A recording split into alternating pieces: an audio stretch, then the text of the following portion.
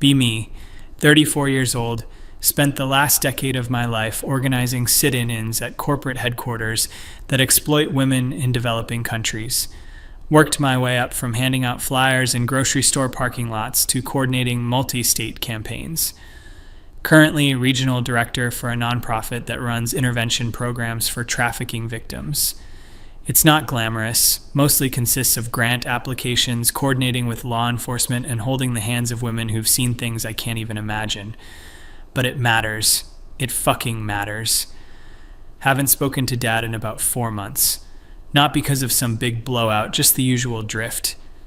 He thinks I'm wasting my time. I think he's willfully ignorant about how the world actually works. We've had this same argument for 15 years now. He's a contractor, built strip malls and office parks his whole life. Salt of the earth type who thinks hard work solves everything. Mom died when I was 19, breast cancer. After that, it was just me and him, and we never really figured out how to talk to each other without her as the buffer. Anyway, I'm home for what I thought would be a quick visit. Needed to pick up some of Mom's old jewelry from the safe. Stuff I want to have before I move across the country for a new position. Bigger nonprofit, better funding, actual chance to implement policy changes at the state level. Dad's in the garage when I arrive, working on his truck. He barely looks up when I come in. Kitchen table, he says, which I guess means he already got the jewelry box out. I should just grab it and leave, but something in me wants to tell him about the new job. Some stupid part of me that still wants him to be proud. Walk into the kitchen. The jewelry box is there, but so is a stack of mail. My mail. Forwarded from my apartment. He's opened some of it. I feel that familiar anger rising up. The same anger I've cultivated and honed and learned to weaponize over the years. You opened my mail? He comes in from the garage, wiping his hands on a rag. It came here. Figured it was important. It's addressed to me. It's federal offense to open someone else's mail. He does this thing where he rolls his eyes without actually rolling them, just this tiny movement that says everything about what he thinks of me. It's about your student loans. Thought you'd want to know they're threatening to garnish. And here we go. The student loans. Always the fucking student loans. Yes, I owe $87,000. Yes, my nonprofit salary is $43,000 a year. Yes, I'm on an income-based repayment plan that means I'll be paying until I'm 60. But at least I'm doing something that matters. I'm handling it, I say. By ignoring it, by being on a payment plan. Not that it's your business. He tosses the rag on the counter, leans against the sink. You're my daughter. It's my business when you're drowning. I'm not drowning. I'm doing important work. And here's where I should stop. I know I should stop, but I can't. I never can with him. I'm helping women who've been brutalized, who've been sold, who've been treated like property. I'm actually making a difference in the world instead of just building boxes for corporations to sell shit nobody needs. I watch his jaw tighten. He's got this this little muscle that jumps in his cheek when he's really angry. Those boxes paid for everything you ever had, including the education you're now drowning in debt over. I didn't ask you to. No, you didn't ask. I just did it. Because that's what parents do. We sacrifice for our kids even when they don't appreciate it. The word appreciate hits different. Like I'm supposed to be grateful for the bare minimum. You think I don't appreciate it? I appreciate that you worked hard, but that doesn't mean I have to live my life according to your values. You built shopping centers? Cool. I'm literally saving lives. He laughs. Actually, laughs. It's not a nice sound. Saving lives on $43,000 a year while living in a shithole apartment with 2 roommates at 34 years old. Not everyone measures success by their bank account, Dad. No, some people measure it by how superior they can feel while accomplishing nothing. That fucking stings. He doesn't get it. He's never gotten it. I've helped place over 200 women in safe housing in the last 3 years.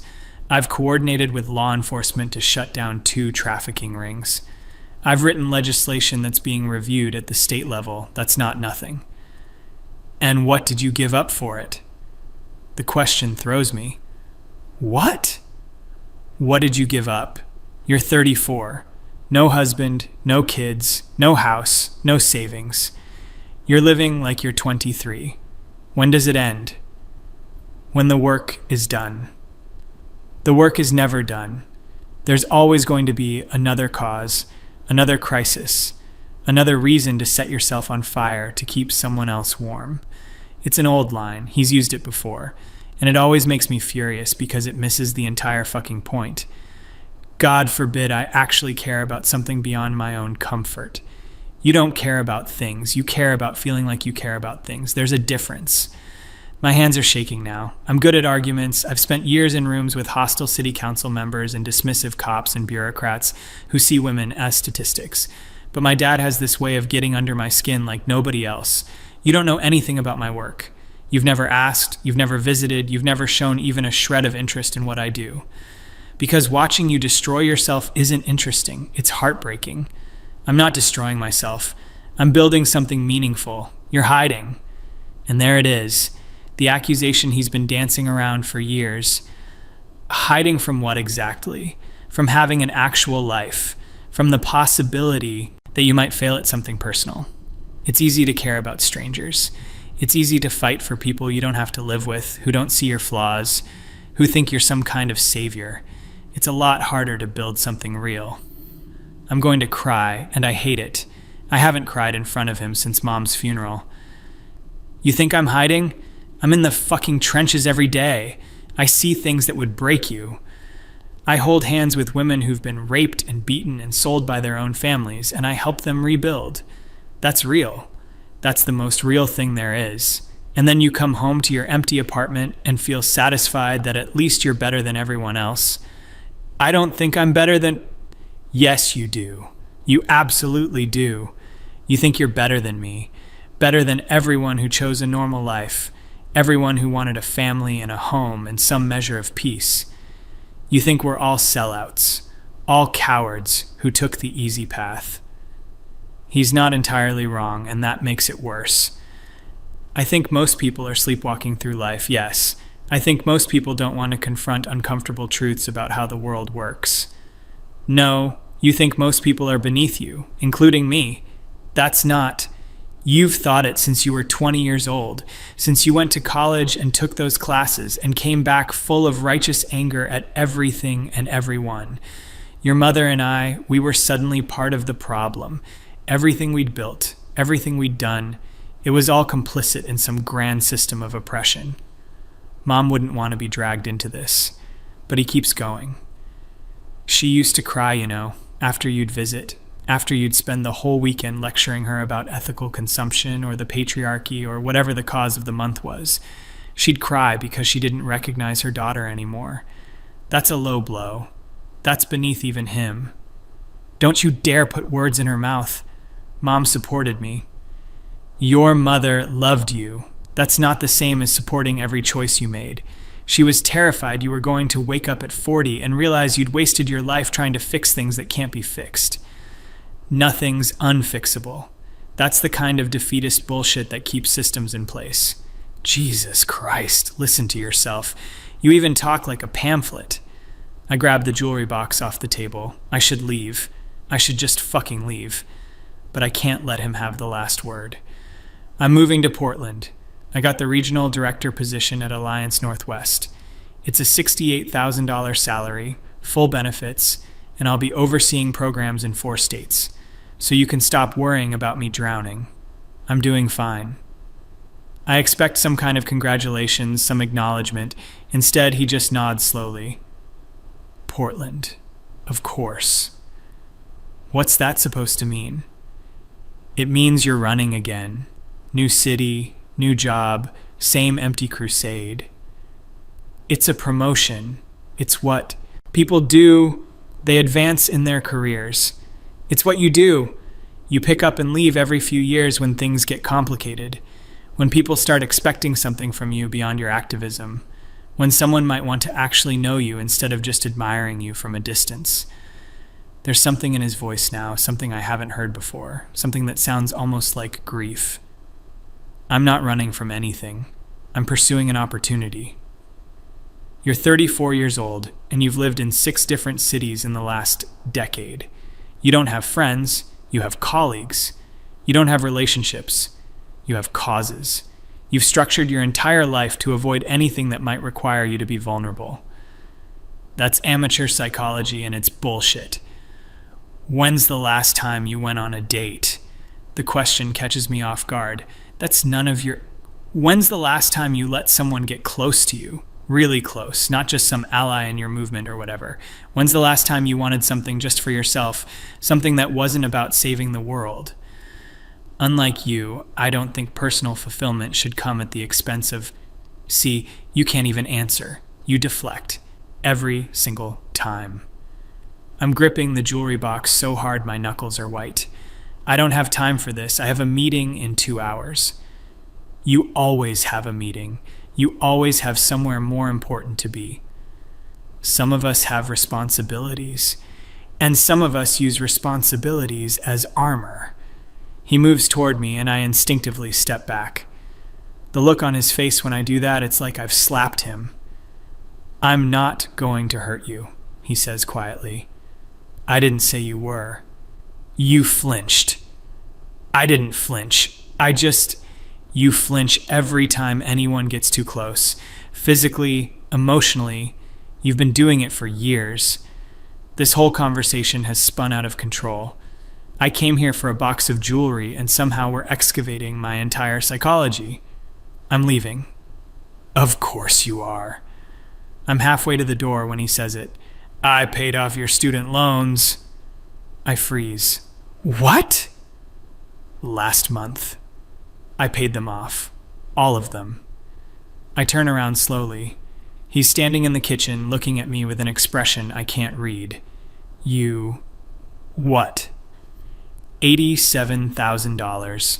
Took most of my retirement savings. Figured you'd never dig yourself out otherwise. I don't know what I'm feeling. Shock, anger, something that might be gratitude but is tangled up with resentment. You had no right. I'm your father. I have every right. Those were my loans, my responsibility, and you weren't handling it. So I did. I was on a payment plan. That would have taken you 30 years and cost you double in interest. I fixed it. The word fixed ignites something in me. You fixed it. Just like you fix everything. Just like you think money solves everything. Money solves debt. That's literally what it's for. This isn't about money. This is about you not trusting me to handle my own life. You're not handling your life. You're drowning in debt, living in poverty by choice, destroying yourself for people who don't even know your name. They're not supposed to know my name. That's not the fucking point. The point is the work, not the recognition.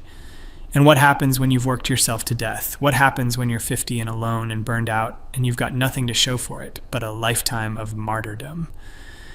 Better that than your life. Better that than building strip malls and watching TV and pretending that comfort is the same as meaning.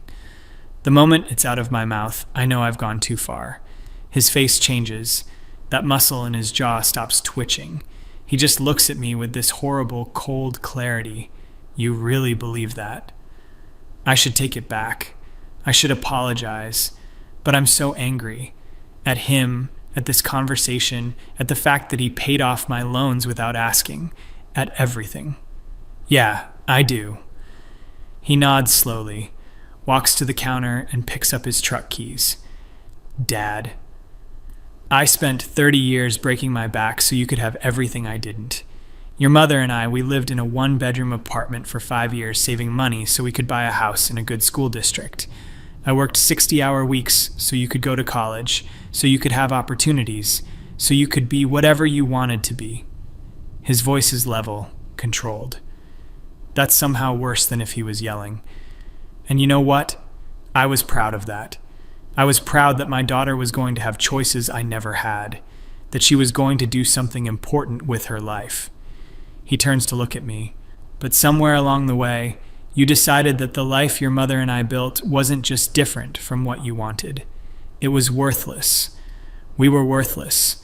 Our struggles, our sacrifices, the home we made, the love we tried to give you, all of it was just evidence of our moral failure. I never said, you didn't have to say it. You've been saying it for 15 years in every choice you've made, every time you looked at me with that expression that says you're disappointed in who I turned out to be. My own daughter, disappointed in me because I'd chose a normal life instead of a noble one. Tears are running down my face now. I can't stop them. That's not fair. You want to know what's not fair? I'll tell you. He sets the keys down. His hands are shaking. What's not fair is spending 30 years loving someone who fundamentally doesn't respect you. What's not fair is watching your daughter turn herself into someone you don't even recognize in pursuit of some impossible standard of moral purity. What's not fair is realizing that nothing you ever did was good enough because you committed the sin of being ordinary. Dad, please. What's not fair is knowing that I failed. That somewhere I failed so completely that my own child looks at me and sees a coward, a sellout, someone whose entire life adds up to nothing in her eyes. That's not true, isn't it? Be honest for once. When you think about me, what do you see? Do you see someone who loved you? Someone who tried his best? Or do you see just another cog in the machine? Just another person who took the easy path? I can't answer, because he's right. Because some part of me does see him that way, and I hate that part of myself, but I don't know how to kill it. I thought so, he says quietly. He picks up the keys again. I'm going to leave for a few hours. You can let yourself out. Dad, wait! He stops at the door to the garage, doesn't turn around. I need to say something, and I need you to really hear it. My heart is pounding. Okay. He's quiet for a long moment. When he speaks, his voice is thick. I don't know when it happened. I don't know if it was something I did or didn't do, something your mother and I got wrong. But somewhere along the way, I lost my daughter. The little girl who used to build block towers with me, who used to fall asleep on my shoulder, who used to think I hung the moon. She disappeared. I'm crying harder now. I'm right here. No, you're not.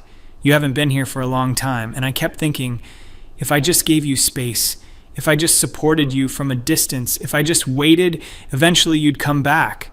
That whatever you were searching for, you'd find it, and then you'd come home. He's crying now too. I can hear it in his voice, even though his back is to me. But you're not searching for anything. You're running away, and I can't watch it anymore. I can't keep pretending that this is normal, that it's okay, that my daughter is living some kind of noble life when really she's just disappearing. I'm not disappearing. I'm right here. I'm standing right here. Are you? Because I look at you and I see a stranger. I see someone who's so wrapped up in being righteous that she's forgotten how to be human. Someone who's so afraid of being ordinary that she's made herself into nothing. Into a cause without a person behind it. The words are like a physical blow. How can you say that? He finally turns around. His face is wet. I don't think I've seen him cry since Mom died. Because it's true, and because I'm your father, and I love you enough to say what nobody else will. You've carved out everything that makes you human and filled it with ideology. You don't have friends, you have allies. You don't have passions, you have causes. You don't have love, you have solidarity. And you've convinced yourself that's enlightenment when really it's just emptiness. You don't understand. I understand that I have a daughter who would rather spend Christmas at a women's shelter than with her family. I understand that I have a daughter who hasn't called just to talk in 3 years. I understand that I have a daughter who looks at me with barely concealed contempt because I chose to build a life instead of fight a war. He wipes his eyes roughly with the back of his hand, and I understand that I've enabled it. I've made excuses for you. I've told myself that you're just passionate, that you're just committed, that you'll grow out of it. But you're not going to grow out of it. This is who you are now. This is who you've chosen to be. I'm fighting for things that matter, and you're losing everything that matters in the process. Don't you see that? You're so busy saving strangers that you've sacrificed every real relationship you've ever had. Your friends from high school, they've all stopped trying to reach out. Your cousins, they don't invite you to things anymore because you always say no, or you show up and lecture everyone. Me, his voice breaks. You've sacrificed me. You've sacrificed having a father because I don't fit into your worldview. I'm sobbing now, ugly crying, but I can't stop. I never wanted. What did you want? Tell me, what did you actually want from your life when you stripped away all the ideology and the crusades and the moral superiority? I can't answer, because I don't know, because somewhere along the way I stopped asking myself that question. I wanted to matter, I finally whisper. You mattered. You mattered to me, to your mother, to everyone who loved you. But that wasn't enough. We weren't enough. We were just regular people living regular lives, and you needed to be extraordinary. He leans against the doorframe like he's exhausted. And you know what the worst part is? The part that keeps me up at night? I shake my head. I regret it. The words hang in the air. Regret what? Having you. The world stops. I hear the words, but they don't make sense. They can't make sense. What? I regret having you. I wish you'd never been born. He says it so quietly, so matter-of-factly, like he's commenting on the weather. You don't mean that. I do.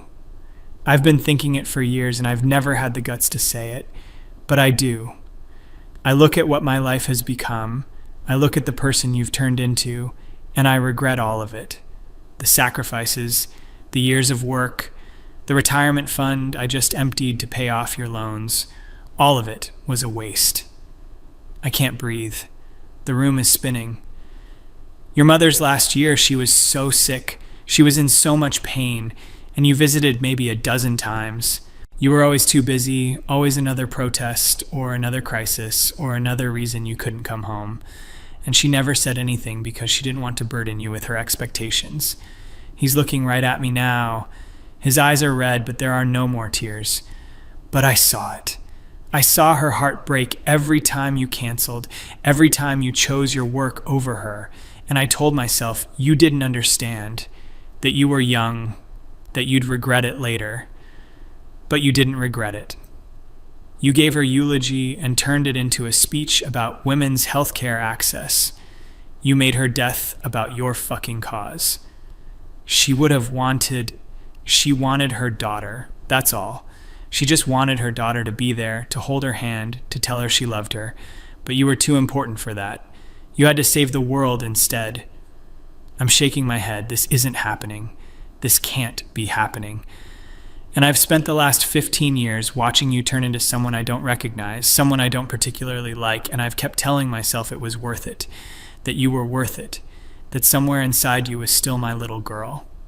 He picks up his keys, but she's gone, and what's left isn't worth what I gave up.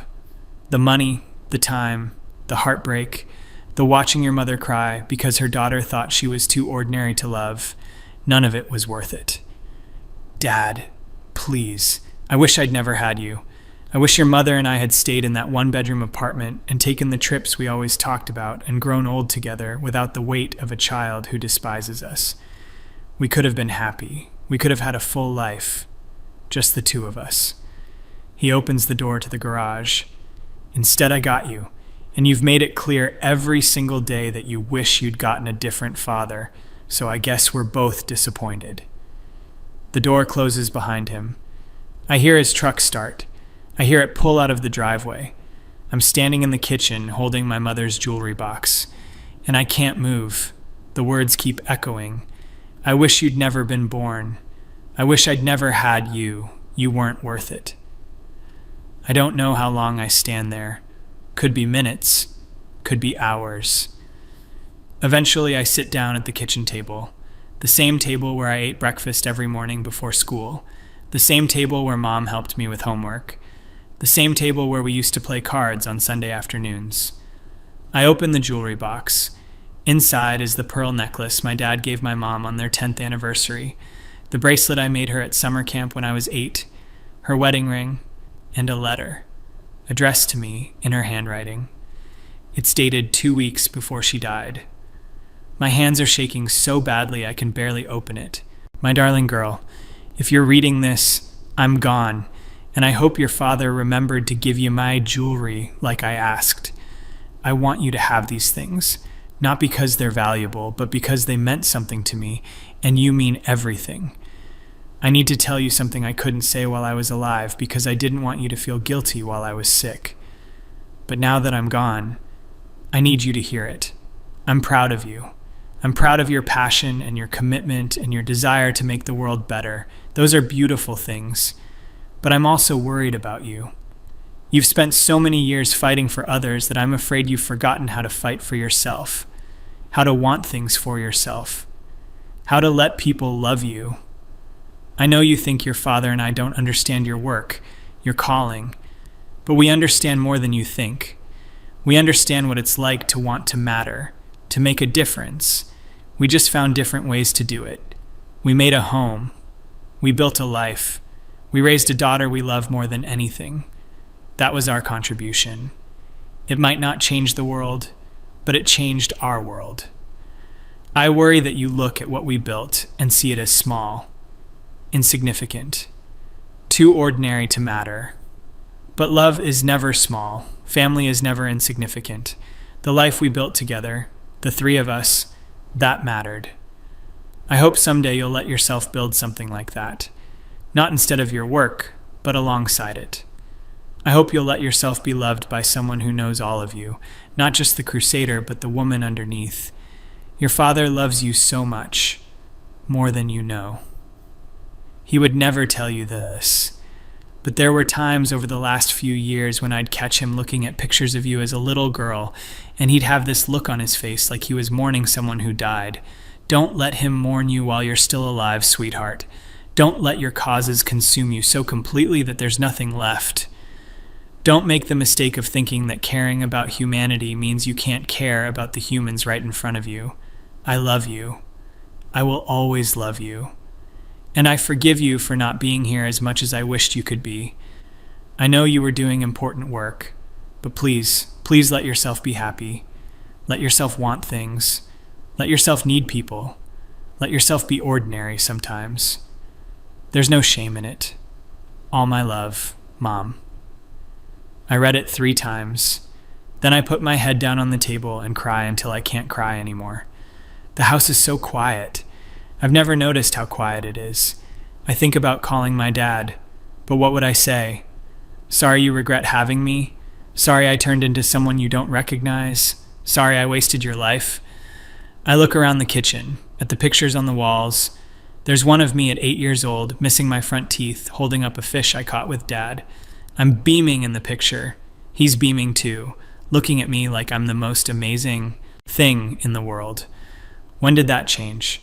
When did I become someone he wishes never existed? I think about what he said, about Mom crying after my visits, about her wanting me there at the end and me being too busy, about turning her eulogy into activism. And the worst part is he's right. I did do that. I did choose the cause over her. I told myself it was what she would have wanted, that fighting for women's healthcare access was honoring her memory. But really, I just couldn't handle sitting with the grief. Couldn't handle being just a daughter who lost her mother. Had to make it mean something bigger. Had to make it about the work. Because the work is safe. The work doesn't require me to feel things I can't control. I think about the last 15 years. The cities, the jobs, the campaigns, the women I've helped. And I try to remember a single moment of genuine happiness. Not satisfaction, not righteous anger, not the rush of a successful protest, but actual joy. I can't remember the last time I laughed until my stomach hurt. Can't remember the last time I did something just because it was fun. Can't remember the last time I let myself want something that wasn't morally justified. I've been so focused on being good that I forgot how to be human. My phone buzzes. It's my boss, asking if I've signed the contract for the Portland position yet. I look at the message for a long time. Portland, another city, another fresh start. Another chance to be important and necessary and righteous. Another few years of intensive work and shallow relationships and noble suffering. And then what? Another city after that? Another promotion? Another decade of running? I think about my dad's face when he said he regretted having me. The resignation in his voice, like he was just stating a fact, like he'd thought about it so many times it didn't even hurt anymore. I wish you'd never been born. I close my eyes, and for the first time in 15 years, I let myself ask the question I've been avoiding. Was he right? Am I just empty ideology in a human suit? Have I carved out everything that made me a person and filled it with causes?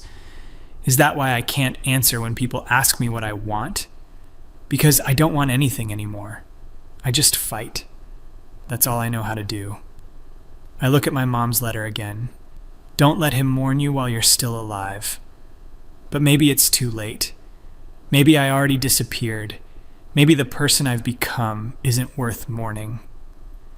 I hear my dad's truck pull back into the driveway. I should leave before he comes in. I should just take the jewelry and go. Start fresh in Portland. Pretend this conversation never happened. That's what I'd normally do. But I'm so tired. Tired of running, tired of fighting, tired of being certain about everything, tired of being alone. The garage door opens. He stops when he sees me still sitting at the table. We look at each other for a long moment.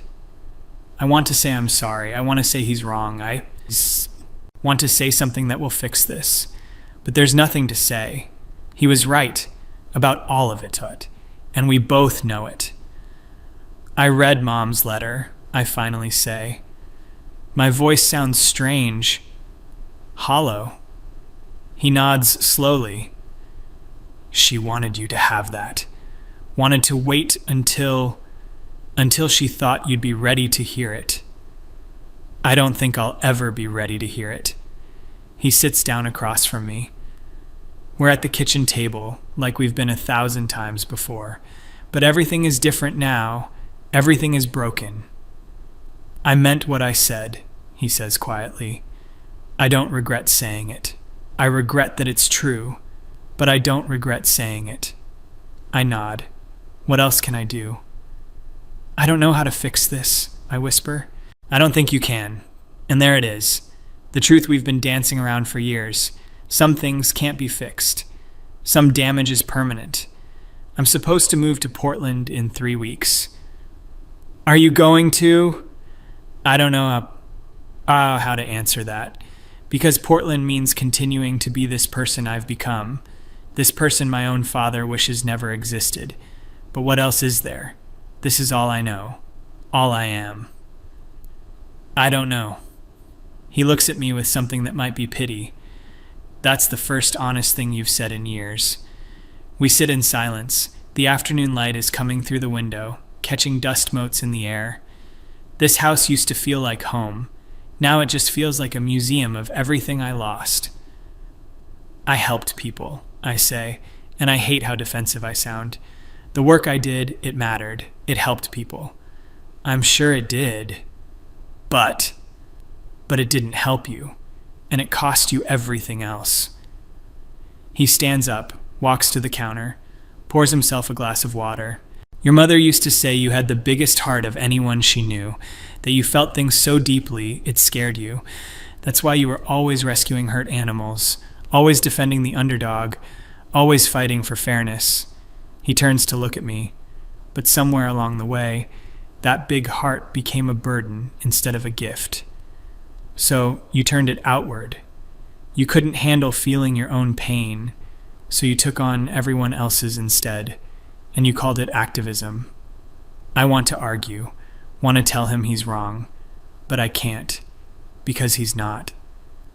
What am I supposed to do? The question comes out broken. He shakes his head. I don't know. I don't have those answers for you. All I know is that you can't keep doing this. You're going to yourself one way or another, and I can't watch that happen. So, what? You're just done with me? I've been done for a while now. I've just been too much of a coward to admit it. He sets down the glass. I paid off your loans because I needed to feel like I did something that mattered to you, like I could still be your father in some way, but we both know it won't change anything. You'll still see it as control or patriarchy or whatever framework you need to maintain your worldview, and I'll still be the disappointment you couldn't fix. He walks toward the door. You can stay here tonight if you need to. I'm going to my brother's place, but I need you gone by tomorrow. He pauses at the doorway. I'm sorry I said I wished you'd never been born. That wasn't fair. I don't regret you existing. I regret that I couldn't figure out how to reach you. I regret that I failed as a father in some fundamental way that turned you into someone who can't accept love without suspicion. Dad. But I also meant it. Because if I'd never had you, I wouldn't have spent the last 15 years watching my daughter disappear. Your mother wouldn't have spent her last year heartbroken. And you wouldn't have spent your entire adult life running from something you're too afraid to name. He doesn't wait for a response, just leaves. This time I don't hear the truck. I just hear the door close. Final. Absolute. I sit at the kitchen table in my childhood home, holding my dead mother's letter, and try to figure out who I am when I'm not fighting. Try to figure out what I want when I'm not saving someone. Try to figure out what's left when you remove the armor. The answer is terrifying. Nothing. There's nothing left. Just a 34-year-old woman in an empty house, whose father wishes she'd never been born, whose mother died disappointed, whose entire identity is built on a foundation of running away. I think about Portland, about the new job, about starting over, again. And I realize he's right about that too.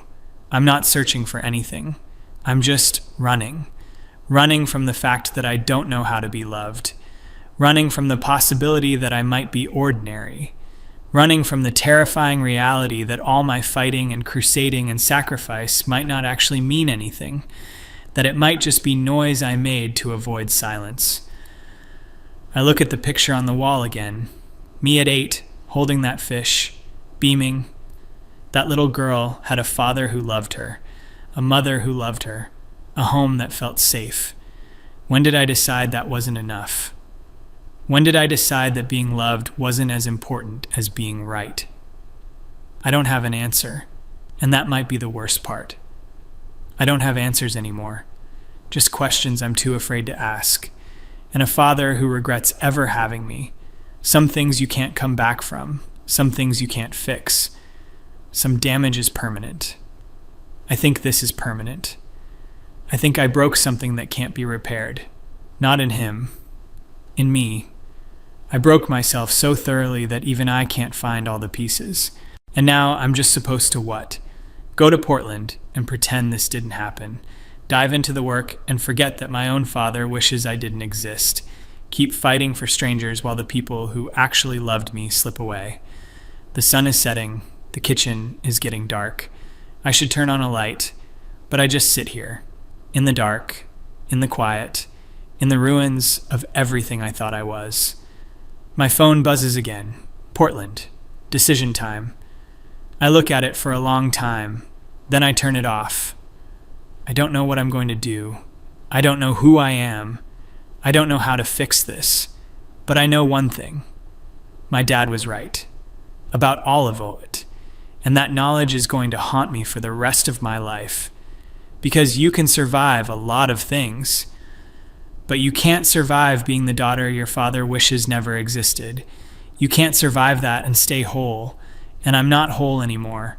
I don't think I have been for a long time.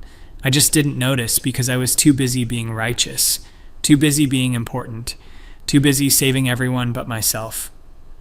The house is completely dark now, and I'm still sitting here, alone, like I've always been, like I always will be, because some things can't be fixed, and some people can't be saved, not even by themselves.